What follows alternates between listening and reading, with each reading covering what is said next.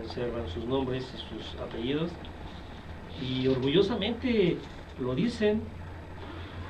Y bueno, Sí. ¿por qué Tlaxcala? Curiosamente Tlaxcala fue uno de los pueblos también. A mí me pasó un nombre ahí en Tlaxcala, a mí me pasó un nombre ahí en Tlaxcala que lo descubrí, que era Vicente y se llamaba Xicoténcatl. En el tiempo de que estuvo gobernando Vicente Fox, entonces cada vez que me acordaba decía Xicoténcatl Fox, ¿no? Así, pero chistoso, ¿no? O sea, ese era su nombre en náhuatl, ¿no?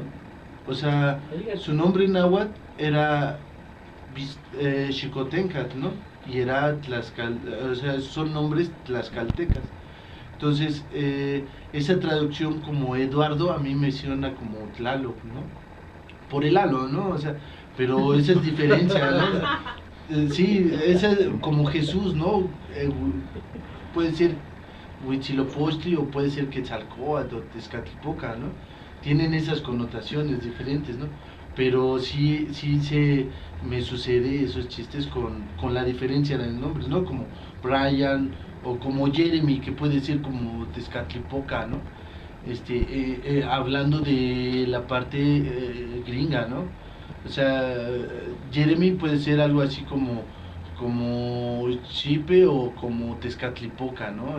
Entonces esos nombres, esas variaciones de nombres van dando la responsabilidad y uno va viendo la responsabilidad a través de su comportamiento, de las actitudes, de la forma en la que se comporta o de la forma de su modelo de conducta.